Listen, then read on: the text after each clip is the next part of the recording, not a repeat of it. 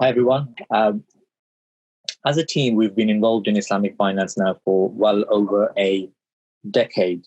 But only in recent times have we begun to look at Islam's wider contribution to economics, and in particular, the works of scholars like Ibn Khaldun. Many of us know Islam's contribution to medicine and, for example, the various inventions that have been attributed to Muslim lands, for example, the pinhole camera. But what we haven't really, or less of us know, less of us know is the contribution made by Islam to ideas. For example, justice and our jury system is very much a construct of Maliki jurisprudence. Or for example, the works of Al-Ghazali and Ibn Rushd in the realm of spirituality.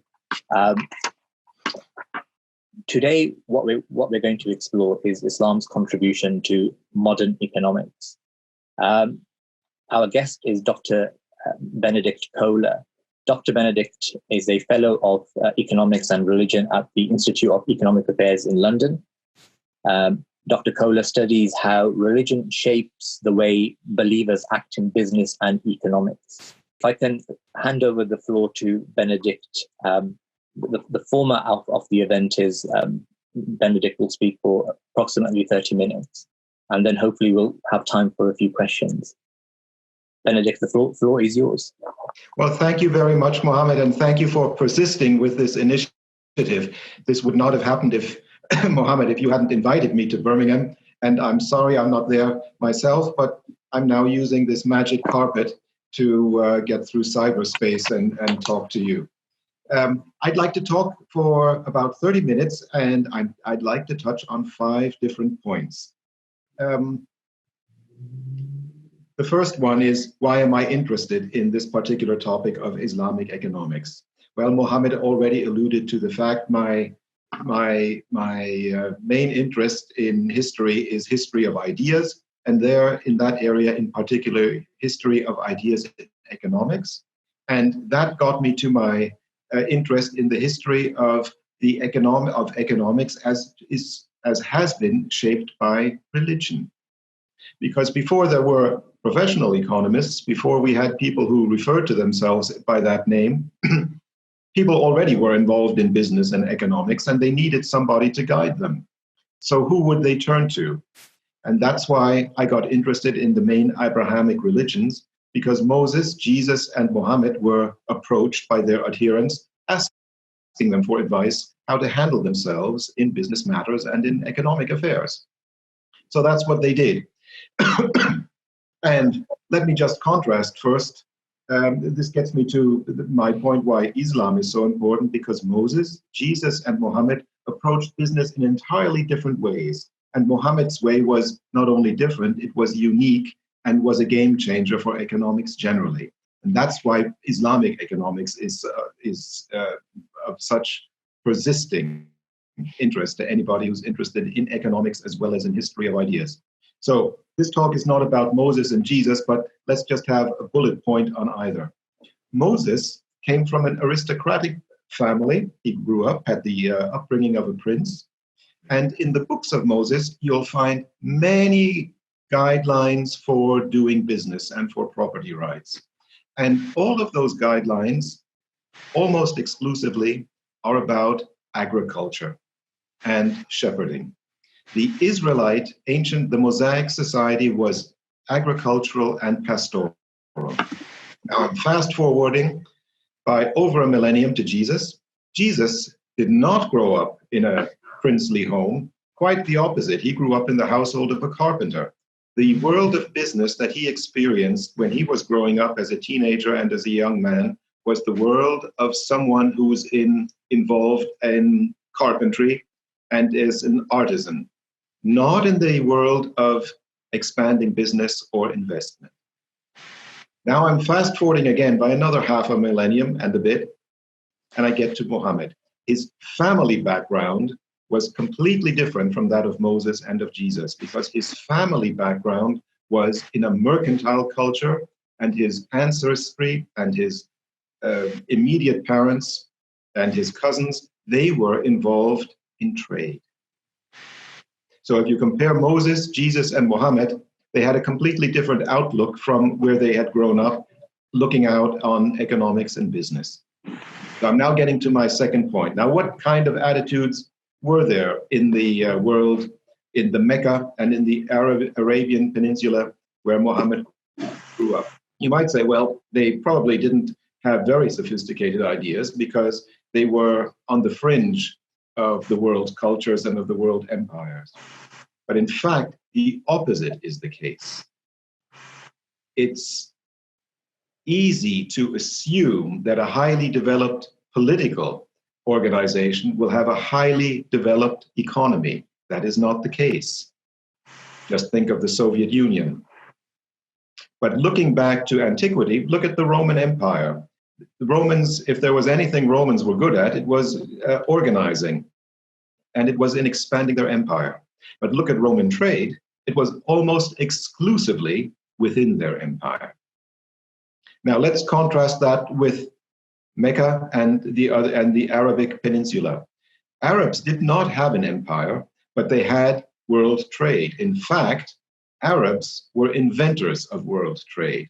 They were not restricted by any overlord, by any external or internal authority, and they made a living through private enterprise, transporting goods from Asia to Europe. And in doing that, they brought to Europe goods which Europeans were not able to supply from their own resources. Things such as incense, things such as pearls, things such as gold. You might think that gold, incense, and pearls do not have a lot in common with each other, but when you think about it for a bit, you'll see there is one thing that they share.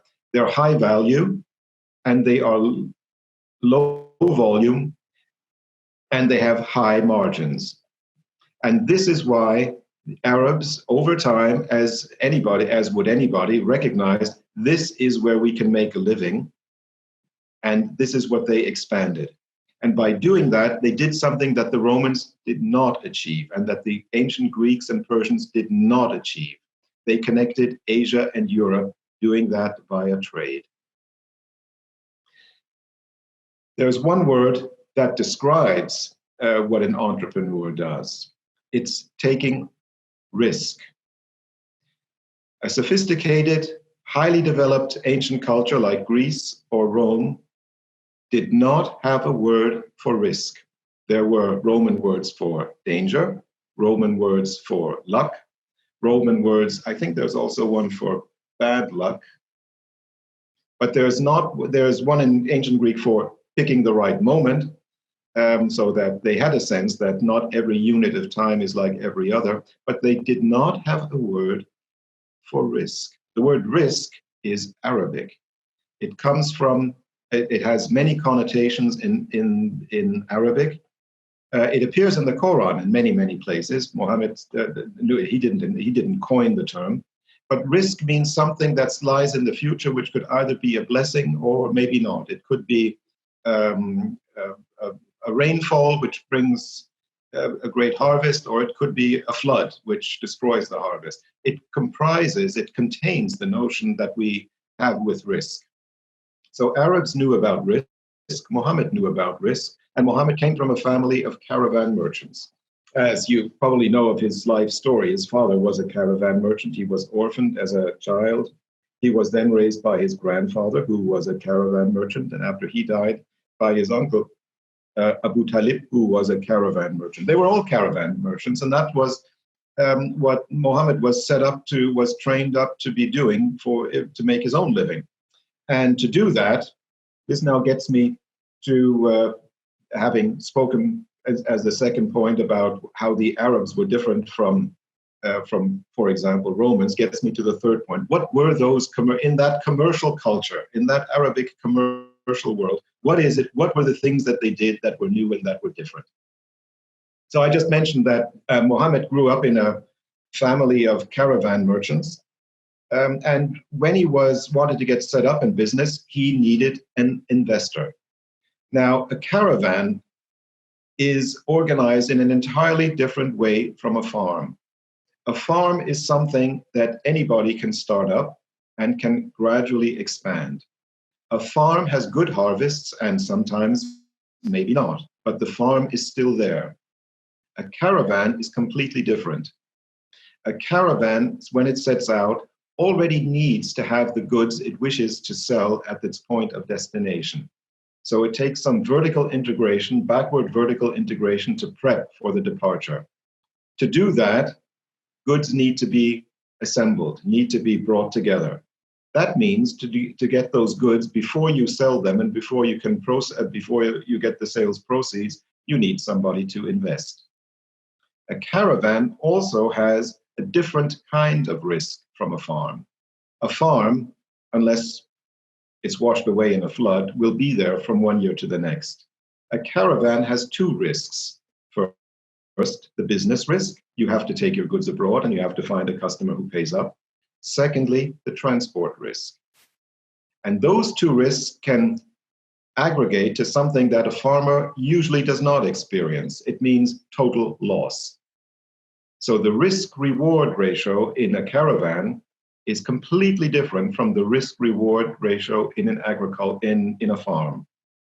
And when you look at the history of Europe and the Middle East from the Roman Empire onwards, all through the Middle Ages, Europeans were farmers and their economies were based on agriculture. So they did not have a notion of engaging in long-distance trade. But Arabs, already before Muhammad was born, they knew about this business. This was the backbone of the Meccan economy. And those caravans had division of responsibilities between investors, managers, and staffers. And above all, to succeed in that business, you needed to have an eye for taking risk. That is the kind of business that Muhammad was engaged in and that Arabs were engaged in. Muhammad, our host, earlier mentioned Islamic law. And if you look at Malik ibn Anas, in his Muwatta, there's an extensive sections on how to organize this kind of venture capital called a kirat.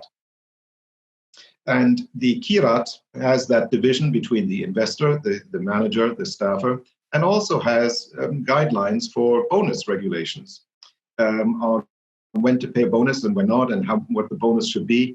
Very contemporary. I always thought this could be exploited by someone who's interested in managerial incentives. But the point I want to make here, because Muhammad asked me specifically, well, can you tell us about spin-offs from the Arab world to Europe? When you look at a caravan, what you see are investors and you see managers and you see people traveling great distance. And I mentioned earlier that in Europe, most of European history in the Middle Ages was agricultural economics. But there was one area where a new business model developed, and that was in places like Venice. From a place like Venice, you would have a fleet of ships setting out across the Mediterranean, doing exactly what a caravan did. They had to backward integrate the production process. They needed to have their goods on board before they leave. And they had to find a customer when they arrive at their point of destination, and they had to make it back home. And when you think of it, the business model of a caravan and the business model of a convoy is exactly the same. Only one goes overland and one goes across the sea. But the organization, the legal structure of a convoy was called a commenda. The legal structure of a commenda and the distribution of duties and responsibilities of everybody taking a part in it mirrors that of a kirat. Now, the Venetians started sailing across the Mediterranean with a few centuries delay after they found out how Arabs did business across the deserts. So there was a learning effect here. There was a spin-off. So I mentioned the first commercial innovation. Earlier on, Mohammed mentioned waqif. There are different pronunciations. Now, the waqif is a private form of providing welfare. And the waqif is another commercial innovation. And I'll just briefly rehearse how it came about. After Muhammad had conquered Khaybar, a large stretch of land, a conglomerate of farmland north of Medina, he awarded booty to his main lieutenants. One of them was Umar ibn Khattab, Umar said, "This is more land than I need. I don't know what to do with it. Have you got any ideas what I could be doing with it?" And Muhammad said, "Well, I've got an idea. Why don't you arrange it so that it can be used for the benefit of poor people?" And that is when the first Waqf was created, because Umar ibn Khattab vested all of his booty in a Waqf, and that Waqf was designated to provide benefits for the poor. The first Mutawali, that's the name of the manager of a Waqf, was his daughter Hafsa. Hafsa was also one of the wives of Muhammad. So later on, Umar ibn Khattab, after he became Khalif, he vested all of his property in a Waqf, and that Waqf paid out pensions to everybody, every man, woman, and child in the Muslim world. So Umar ibn Khattab, in my book, created the world's first government pension plan.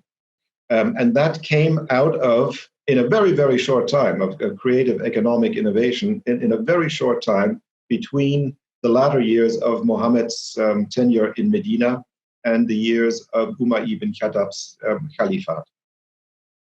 So that was my third point. So after the second point, talking about how Arabs were distinguished by a commercial culture where people took risks, and that Muhammad grew up in that world, he was born and bred in that world, how Islam was a platform for economic innovation that spread to Europe in the shape of the Qirat, which turned into the Komenda, and the Waqf.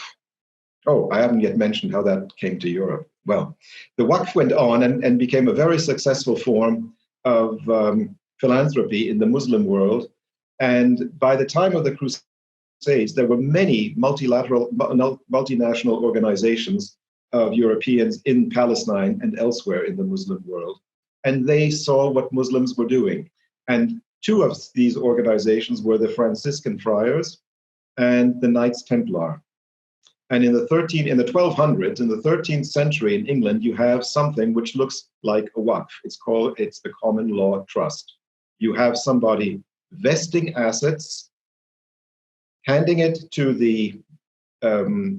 in trust to a manager who has a legal document which tells him what to do with it and stipulates who the beneficiaries are. Now, a typical Waqf in the Muslim world was organized for education. Education took place in a madrasa, and a madrasa had as its center a mosque. So if you think of students trained at an organization which is centered around a mosque, and you cross out the word mosque and replace it with chapel, what do you have? Well, what you have is a college. And the earliest Oxford colleges were constituted with trust deeds, which are structured exactly like the trust deed, like the deed setting up a Waqf. So there you have another spin-off from Islam from Islamic commercial culture, Islamic civil society to medieval Europe. I'm now getting to the fourth point. Mohammed asked me, well, Benedikt, can you talk a little bit about cultural progress and ideas, spin-off of ideas, and that rippled from the Middle East? So it's now going to be in the form of an enumeration. Already in the introduction, the first one was mentioned, Islamic law. As Muhammad did not wish to have orthodox hierarchy, he didn't believe in big organizations. After he had died, it was perfectly fair for people to take different approaches how his pronouncements were to be interpreted. And sayings, and people would look for other advice by looking at what he had actually done in certain situations or what he had said in certain situations. And so that gave rise to a vast body of hadiths. And if two people had a dispute, somebody would say, I think this is the way Muhammad would have decided it. People would ask him, well, what makes you say that? They say, well, because I know he said such and such. And unsurprisingly, somebody who had an entirely different opinion would say, actually, that's wrong, because I think he would have done something else. And then the judge would say, well, why do you say that? He said, well, because in another situation, he said such and such. So what is that? What you're seeing is the beginning of legal discourse, of pros and cons, of weighing arguments, of looking for the logic, of then taking it to the next level, saying, well, you heard that, who told you? And somebody would say, well, so-and-so. And the opposing party would say, well, I heard it from so-and-so. And then they would start arguing which of these two witnesses was more reliable. So what they started doing was text critique. And they do what a scholar does. You look at evidence and start weighing the evidence and ascertaining it. So the legal process, a plural approach to legal interpretation really took off in Islamic law. It was of great advantage. And if you're aware of the medieval Christian theologies called scholastics, we still use the word, the pros and cons. A medieval theologian would have the pros and the pro and contra, for and against a certain point. It may have been invented independently, but that's exactly what Islamic jurisprudence did. Moving on to business, you may be aware that Arabs had a great lead in mathematics, but what did that do in practice? Well, it had a lot to do with settling estates and had a lot to do with business investments and assessing returns. And one of the names you may be familiar with is Fibonacci. You may know the Fibonacci number sequence always adds the previous number in a sequence. So I'm going to raise my, so 1, and you take the same number again, that makes 2. Well, if you take 1 plus 2, you get 3. And if you take 3 plus 2, you get 5. And if you take 5 plus 3, then it's 8, and it goes on from there. That's a Fibonacci series. You see it used in many, many different contexts. And Senor Fibonacci, though he came from Pisa, he grew up in North Africa. He grew up and he was trained. He was working in a trade colony of his family. His dad was, I guess nowadays we'd call him an accountant, in a trade colony. And growing up in what is now Algeria, he was trained by Muslim mathematicians, came back to Europe and wrote his celebrated treatises on mathematics. And in his autobiography, which is not very long, it's just a couple of pages, but he mentions this specifically, that he was trained by Arabs. I could go on with other examples. One is paper making. Paper is not an Arabic invention, it's a Chinese invention. But sometime in the mid-700s, a group of Chinese soldiers was captured by Arabs, and the Chinese taught them how to make paper, and it is via Arabs that the knowledge of how to make paper came to Europe. And if you look at the oldest paper-making companies in Europe, some of them still exist, but those oldest paper-making companies are in the place that had the closest contact with the Muslim world, in Italy. I've got one other bequest from the Islamic world that you might not connect with the Islamic world. If you've been to Venice, you know they have this big depot where they were building ships called the Arsenal. The Arsenal is actually, that is the medieval word for a shipbuilding wharf. It's actually an Arabic word, as is the word for somebody who's commander of a fleet, admiral. So it was in shipbuilding that the Muslim world had a lead over Europeans. So and I'll have one final example, I'll finish with that one. If you know the very earliest medieval churches, so post-classical antiquity, you have rows of arcs, and the various oldest ones, the arcs look like, and again, I'm going to, like a U. If this is the letter U, if you turn that upside down, it's these round arcs that you have that progress along a colonnade. By the time you get to the High Gothic, the arcs are pointed, and the knowledge of how to make a pointed arc was not indigenous to Europeans, but you saw it in mosques before you saw it in Europe, in medieval Europe. So architectural knowledge was advanced by people who copied know-how from the Muslim world. So I've given you a couple of examples: Islamic law, shipbuilding, papermaking, architecture. Well, I could give a final one: objects of luxury, carving crystal. The Arabs had a great joy in carved crystal. That is the absolute luxury item. Very few of these crystal carafes are still in existence. There are only 7. But one of them is not too far from you in Birmingham. One of them is right here in London in the Victoria and Albert Museum. And if you go to the V&A, it's on the ground floor. It's the Islamic section. Look out for the crystal carafe, because it is in what art historians call one of the magnificent 7. Only 7 of those crystal carafes are still extant. But you just have to go back and see just how sophisticated trade was, because art historians have figured out how you actually make a carafe from a block of crystal, all the carving that goes into it, all the expertise that's needed. But where did the crystal come from? And they think it's somewhere in Africa, somewhere west of Ethiopia. And so you've got to think of a block of crystal being identified, taking to a workshop somewhere in the Middle East, and then sold on to Europe. That's a lot of steps of work that go on there.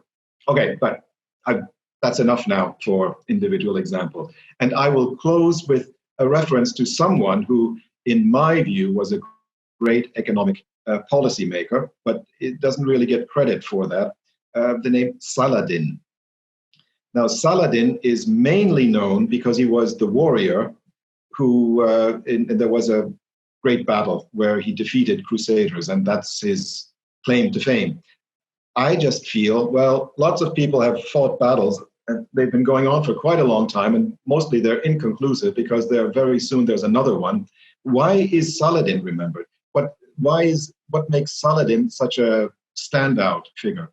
And I think it's something that's overlooked. It's because Saladin created lots and lots of trade agreements with Europeans.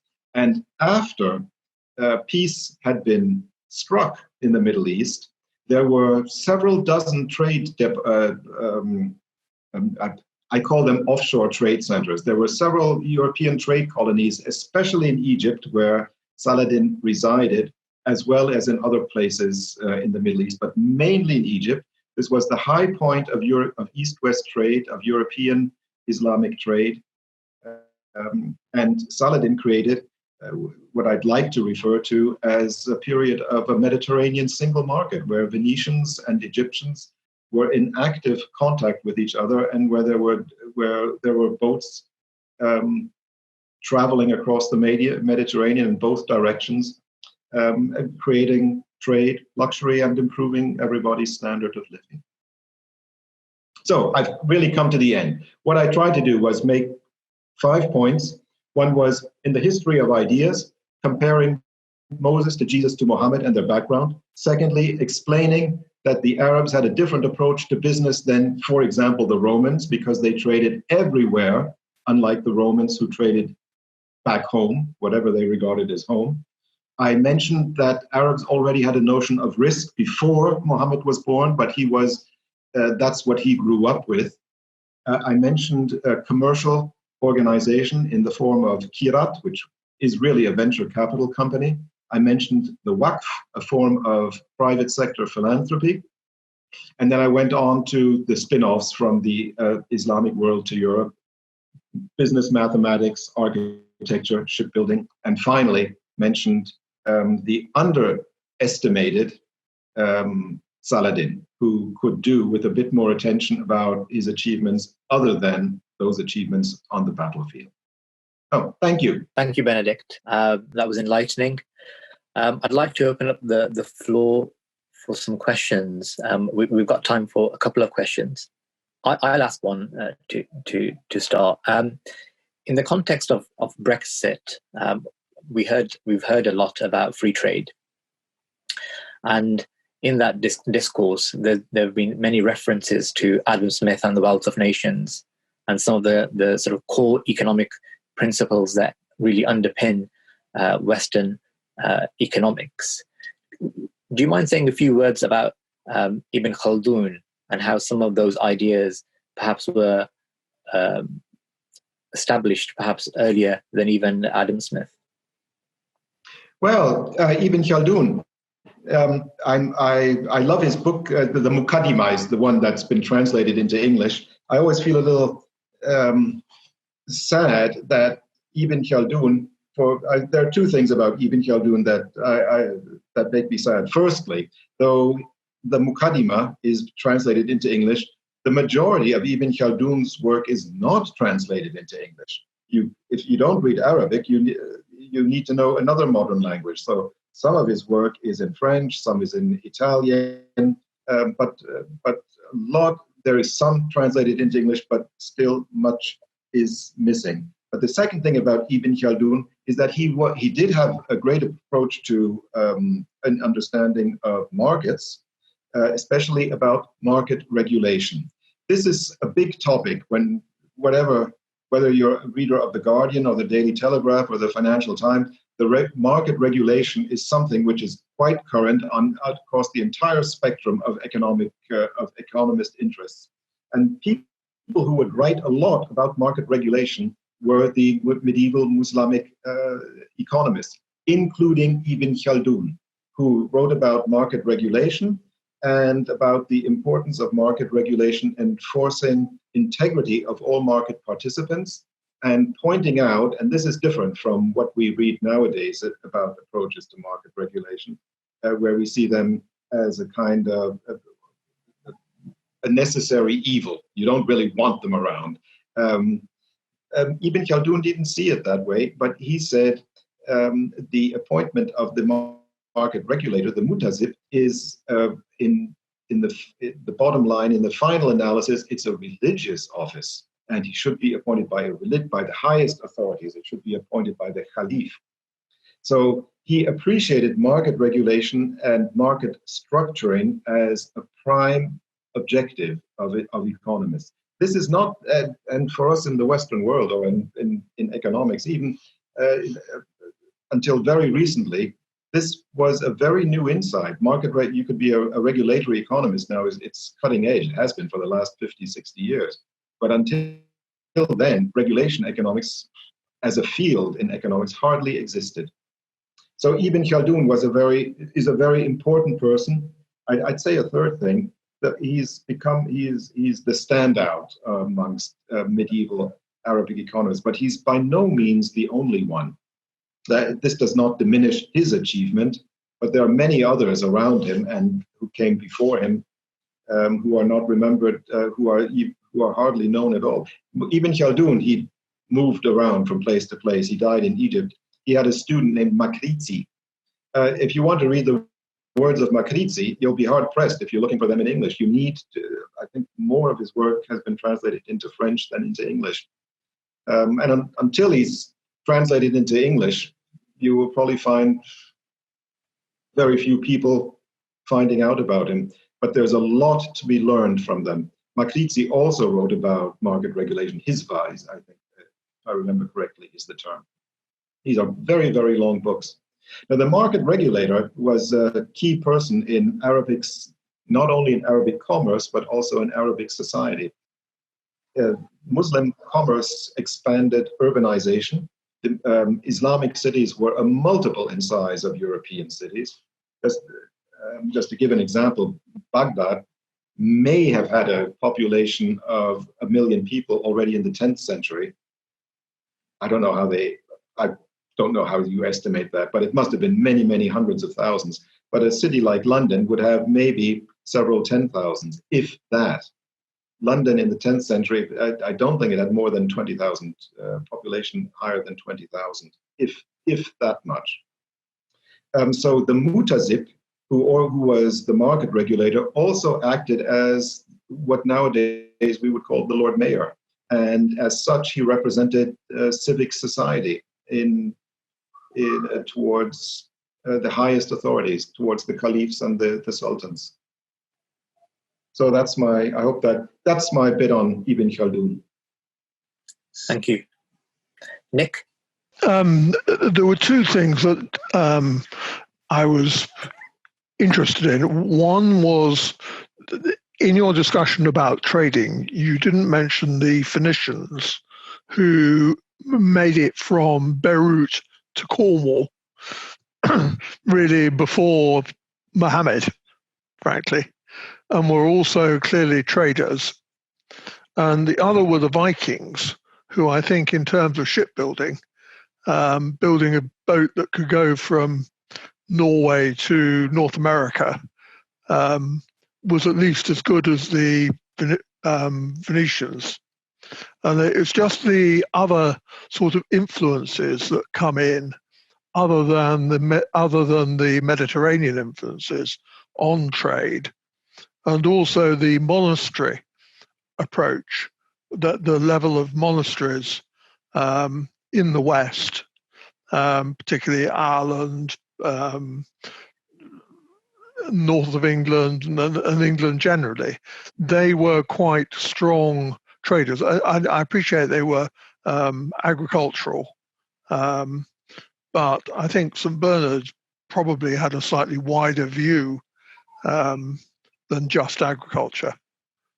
And the other thing is, I just wondered whether you'd seen Wealth of Religions, which was a book about the influence of religion on political economy, which covers some of the same areas that you've talked about, which is a wider area. Yeah. Well, thank you very much. You mentioned the Phoenicians and the Vikings and their long-distance trade. There are other examples of long-distance traders, for example, the Babylonians and possibly also the Carthaginians, of whom we know very little. But there is a difference between the Phoenicians, Babylonians, Carthaginians, and the Arab Muslims. Though they had many of the ideas and many of the practices, it did not become a pervasive culture. There was no legacy of Phoenician culture beyond the fact that they were engaged in long-distance trade and made it across great distances. They did not shape a culture that was based on, they were not a cultural era where commerce became central, and because it became an era which rippled out to other cultures and to neighboring cultures. So that's my remark. That's the remark that I would offer on the Phoenicians and the Babylonians too. You then mentioned the monasteries. A very, very interesting topic. The monasteries in medieval Europe, modern day conglomerates have nothing on them. They employed thousands and some of them employed thousands and thousands and thousands of people. In Paris, everybody who's been to Paris has been to the left bank, I think, is Saint-Germain-des-Prés. Saint-Germain-des-Prés was, I think, before the 10th century. Don't hold me to the century or to the number that I'm just going to quote. But the monastery of Saint-Germain-des-Prés, now it's just reduced to, the French Revolution razed most of the buildings, so there is a church there, but it's just a shadow of what it was in the Middle Ages. But the logs and the rolls of people who worked for them and paid them tribute every year are extant. And I think they had a headcount of about 40,000 people. I don't know whether that's just 40,000 individual tenants or whether that's 40,000, that figure includes their families. But either way, those were substantial landholdings. So in medieval France, the medieval monasteries were just about the biggest, most substantial landholders that you can imagine. Same was true in Italy. Same was true of some of the other orders. And all that took off because Christianity, one of the contributions that Christianity made to economic history, Nick, was to value work as a moral, as a virtuous activity in which to be engaged. As you've been doing wide reading, you're probably aware, when you look at ancient Greek literature, hardly anybody does any work. Most of them are warriors. They write about people who are very high class and who go out and they're pirates, but they don't really have a job. And then they have their servants and people who look after them. But they didn't have a very high regard for people who did the humdrum everyday jobs. Neither did Romans. A Roman wanted to be a lawyer or a general or a senator. But they did. But just doing a job didn't have much esteem. It's when Christians came along and Christianity spread, especially amongst the poorer sections of society, they turned work into something that was a meritorious thing to do, that was a virtuous thing to do. And as we all know, if you keep on working, sooner or later you've got something to show for it. So that was a particularly Christian, that was a Christian contribution. And you mentioned the book Wealth of Religions. I think it's Rob Barrow and Rachel McCleary on the, it's a very successful book because it sums up. They don't make a point of pushing their own views. What they do is I'd recommend it to anybody who's interested in the topic. And so thank you for pointing that out, Nick, because it's a very good book because it pushes all the buttons of what people have been writing about in talking about economics of religion for the last 50 years or so. Yeah, Afzal? I've got 2 points. One and the follow-up question. You briefly touched on some of the, principles or maxims that came out from Islamic influence. I was wondering, in your research, did you come across any more sort of Islamic maxims that have then, been interpreted or in sort of recent, more modern society? That's my first question. My second question. You also touched upon Saladin and his trade agreements in Europe. I was wanting to know, were there any lessons that we could potentially draw from his experiences in Europe? Just obviously very briefly, I'm aware it's probably a very large topic. I'd just be intrigued to know if there were any lessons that we could draw, given that we're in Brexit, and the UK at some point will be looking at trade agreements in the near future. Thank you. Yeah, thanks, Afzal. Now, I'd have what you're saying about in terms of maxims and in terms of business approaches. I can't think. I don't think I can do justice to that question just right now. I'm thinking of Fibonacci, who had a lot of mathematical examples. I'd rather say I can't think of an example right now rather than waffle. Then you mentioned Saladin and his contribution. There's a great an inspiring Italian economist and historian named Amintore Fanfani. He appreciated he looked a lot about the history of economic ideas and how they shaped and how they changed. And he said you can divide world history into 2 phases. And he said the first phase was the Mediterranean phase, and the second phase was the Atlantic phase. He said up until the discovery of North America by Columbus, until Columbus went there, practically everything that happened of significance that still has stayed with us happened in the Mediterranean. But after trade and developments and contacts moved from the Mediterranean to the Atlantic, it's been a new age. And the Mediterranean matters less and less and less. So let's just hope. And somehow Brexit is still one of the last ripples of this discussion. Is the United Kingdom poised on the edge of the Mediterranean world or poised on the edge of the Atlantic world? And how do you combine the best of both, or how do you decide whether to prefer one or the other? So you've got to make up your mind there, but that's in the work. But this dichotomy, this split in world history between Mediterranean and Atlantic era, I always stayed with me after I read that. Amintore Fanfani's now died 20 or 30 years ago, but I just think it's a wonderful insight and still worth contemplating. But sorry, if I can think of a pithy maxim, I'll fire it. I'll have your email. I'll mail it across. But it's probably the kind of thing that comes to me as soon as I've hit the button to sign off from the meeting. That happens to me a lot. Thank you. Okay. unless there's any further questions, I think we'll bring the session to a close. Before the event, we briefly spoke to Benedikt about perhaps doing a part 2 to this and looking at the other Abrahamic faiths, so looking at Christianity and Judaism as well, and their economic policies. And I think just from some of the questions that arose, I think that, if you agree, Benedikt, I think that will be something very interesting for us to partake in. I'm happy to do that, Mohammed, and thank you very much for taking the initiative and not dropping the ball on this and making sure that we managed to have this meeting.